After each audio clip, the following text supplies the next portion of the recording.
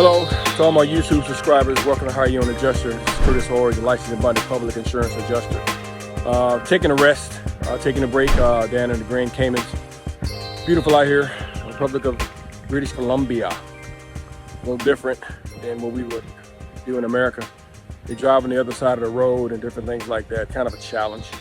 But anyway, I just had some thoughts while I was out here, and I was thinking about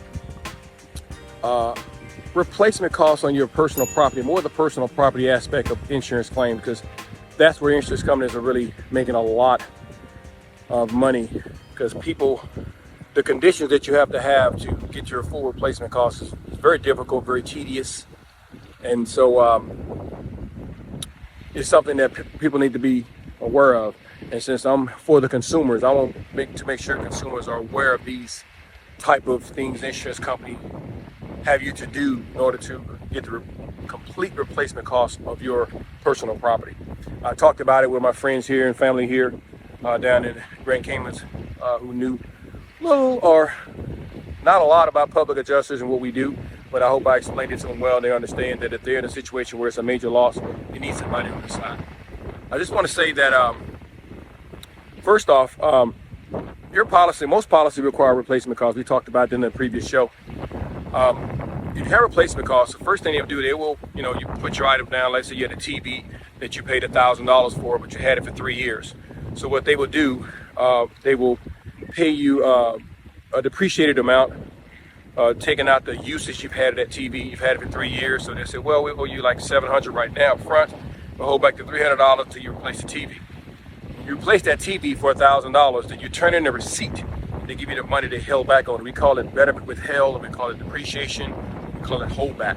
There's holdback on all your personal property, except for things like food, cleaning products, makeup, colognes, hygiene products, stuff like that. Because that's really not, that's stuff you got to go through all the time. I'm talking about like your clothes, your furniture, your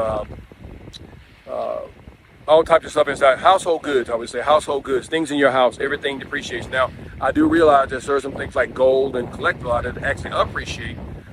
Never heard anybody really talk about trying to give you more than what you pay for it. But you're supposed to always get the replacement cost what it costs at the day's replacement cost.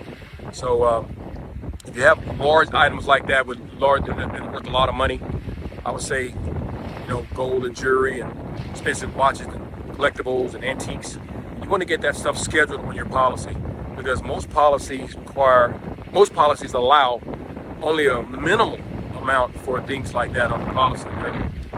Sometimes they're additional to the replacement cost or the policy limit of your contents. Sometimes they're included inside that limit, and it's kind of like $500 to $5,000 per item or something like that. Sometimes it's smaller in between, but I'm saying it's not enough to replace your item. So you want to get that scheduled on your policy as one of the scheduled items that you have, an expensive watch like a Rolex or some expensive jewelry and stuff like that. You want to have that scheduled. Get it appraised, take it to your agent and say, hey, put this on my policy as a scheduled item, because it's more than what the policy will allow if something happens to it. That's how that happens. But the hard thing about the difficult thing about personal property is when you actually go to replace those items and you have to turn in that receipt, then sometimes you don't replace that item. Sometimes you buy something else. Some insurance companies will allow you to kind of group it in like categories. If it's an appliance, it's an appliance. If it's a clothes, it's clothes. If it's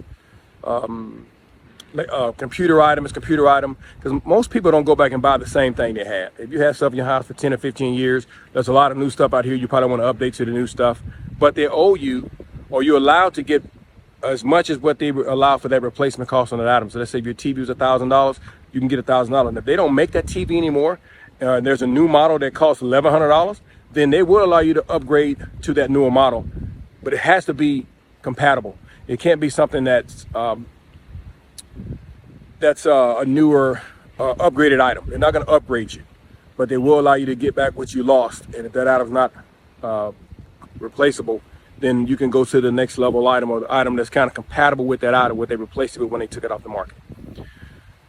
The tedious thing about that is that you have over 1,000, 2,000 items inside your house. We do a piece by piece inventory of everything inside your house. Everything is piece by piece. I mean, everything. They say from the silverware to the underwear, we get it all, piece by piece.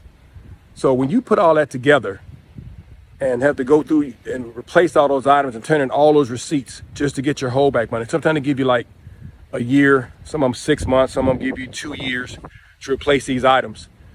You have that long to do it. When you replace those items, you turn in those receipts. You have to make sure that it lines up with what you actually replaced, or it's in that category and you spent above what they gave you. So if they gave you $700 and you find a TV for $600, then you're whole. They owe you to make you whole. So you got whole at $600, they gave you $700. So, but if you get whole at $800, then they owe you $100 because they gave you $700 up front.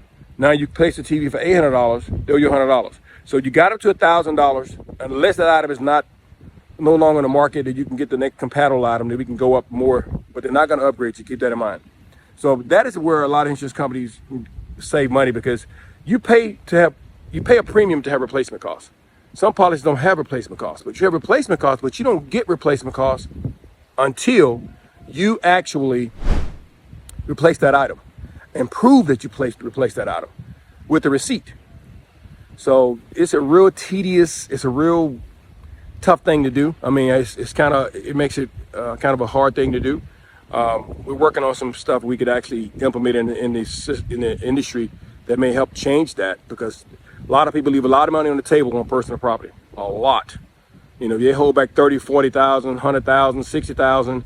You may get 20 or 30 of it, 40 of it, but it's hard to get all the appreciation that they allow. Some companies say, well, if the total amount of the loss came to 100,000, and you show us receipts that you spent 100,000 on personal property, we'll release the holdback or the depreciate withheld. That's a good thing sometimes, but most time people are not spending that amount more than what they got. Some people actually do go through it. It's very few people I've seen that actually go through and get everything that they had to get. It's very tedious, but they did it. It took a long time, but they actually did it. But I wanted to talk about that because personal property is where insurance companies are saving a lot. And so we need to be mindful of that. So anyway, this is HardYoungAdjuster.com, your licensed and bonded public insurance adjuster, Curtis Hordge.